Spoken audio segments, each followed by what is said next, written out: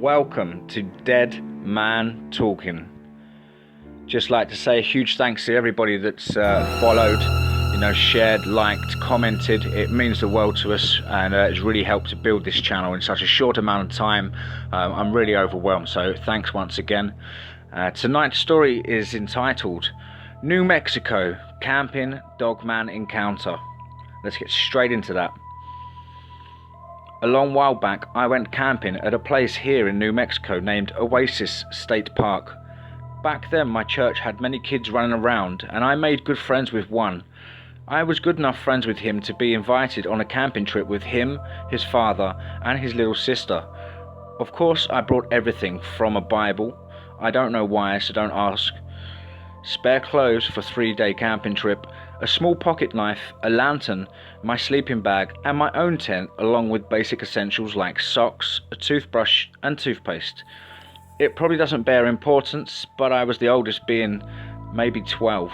Ryan a few weeks younger than me, and his sister around 8. I'm now 19, and just barely, so you do the math as to what year this happened in. The first day we set up our tents and proceeded to have a fantastic time. Me and my friend Ryan finished our tents and walked to a pond not at all far from our tents. The trail to it was literally next to our site. I find it important now to mention that yes, there were trees, but not like any forest. These were small, feeble trees, clearly recently planted and obviously barely surviving. I remember them faintly, as I didn't really pay attention to shrubbery short of collecting sticks and watching out for cacti when me and Ryan explored the trail. Anyways, like I was saying, me and Ryan had a blast, even if we had to drag his sister around because she was bored and couldn't explore alone. We saw a pretty snake, sleek and black, I don't remember the species, at the pond getting a drink. Once it finished, it shot off into the bush.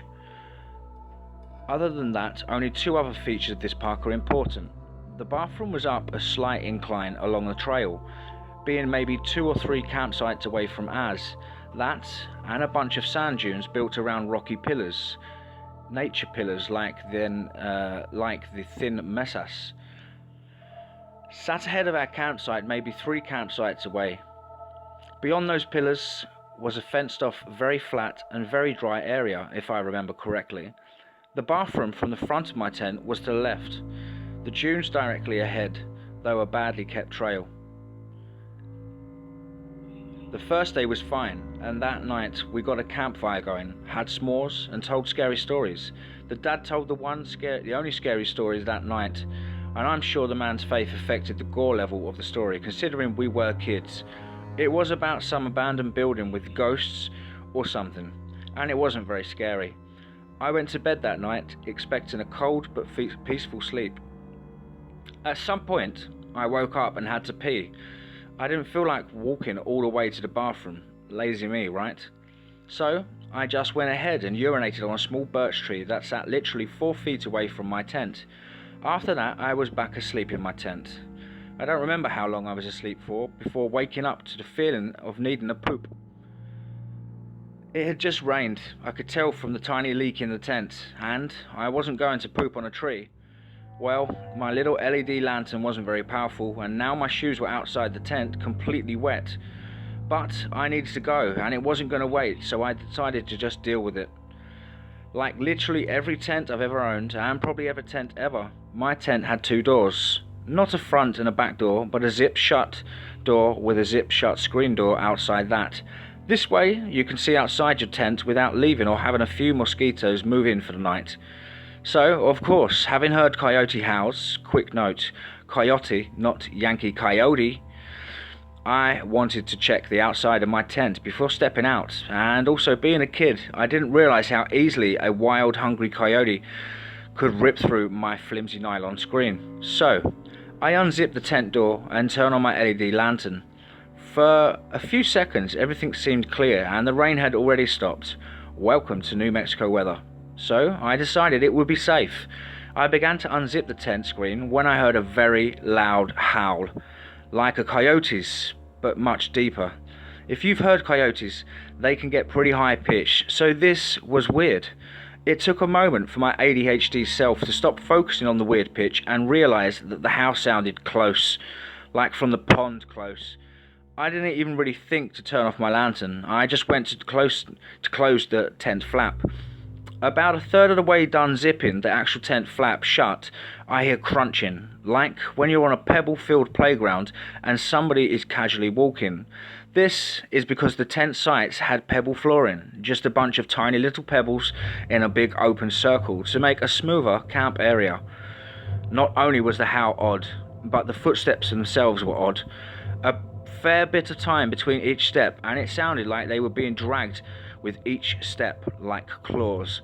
Well, ADHD me froze in my task, and thousands of ideas distracted me from closing the tent.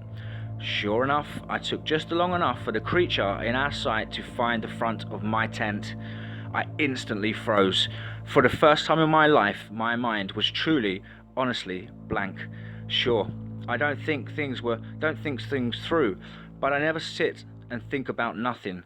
This thing was huge. From what my crappy lantern showed, it was big and a mix of colours on the back, all ranging in random patterns of brown and black fur. It was rather bulky on top, but not like a bodybuilder, more like a natural solid muscle that might have been made from lots of running. Furthermore, it was thin in the middle and had stocky legs and arms. The legs by the hips stockier than the other parts of the limbs. Aside from that, I note that its fur was brighter than most Dogman depictions I've seen, like on the muzzle, which was a kind of whitish along the bottom. Now, I've done some research on Dogmen since then, and like most depictions and descriptions, it had smaller ears and glowing eyes, most likely glowing from my lantern though. If you wanted an idea to base the ears off, they sat directly on top like a cat trying to hear something. At some point, it leaned down and sniffed the tree before turning to me and looking me directly in the eye for just a moment. But thing is, when it leaned down, its hind legs, I assume, made some strange popping sounds, like your knuckles, but much louder. I looked into those eyes though, and I swear I have never been more afraid in my life. Have you ever looked at something, just looked it in the eyes and realised you're the prey?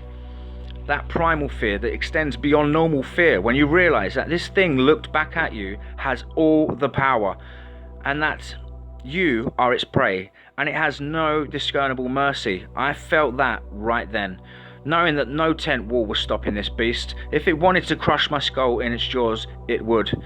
I never went to the bathroom. I know what some people are going to say. It was just some weirdo with coyote skins or fake fur coat. It couldn't have been. The fur was very thick, so I could see the muscles ripple as it moved. Plus, the fur was flesh with its disjointed body. Stranger yet, before it moved off into the darkness, it lowered to all fours, and when it did this, its knees made more of a popping sound. It was the sound of bone hitting bone awkwardly in your body. I'm sure of it now. Its knees had to disjoint and slide into different position for it to run on all fours. Well, this is my experience, and some may call it bull, but whatever. My friend and his family heard the howl too, but they ignored it, thinking that it would go away. So I know it wasn't a dream. Other than that, the next morning I had somehow held my poop all the night and was only willing to come out when everybody was awake. There were tracks on the sand dunes and that the ranger said were coyote, but other than that there was no sign that remained aside from the loud howl that scared any campers that were awake. If you ask me why it didn't kill me, I'll say I'm not sure. Maybe it was the Bible. Maybe it didn't care for the taste of children. Maybe it knew the whole campsite would wake up if it tried something. So far, all we know, it let me live by circumstance. Either way, that's all I've got. Since then, I have been fascinated by Dogmen. Other than that, giving you this story so others can learn is enough for me. I'm wanting to learn about Dogman, and if anyone can help or any others learn by sharing this experience today, then that's just cool. Thank you for listening. Well guys, that concludes our story. Don't forget to like, comment, share, and if you haven't already, subscribe so we can keep you up to date with the great lineup we have coming up over the next few months. Remember folks, be safe, not sorry.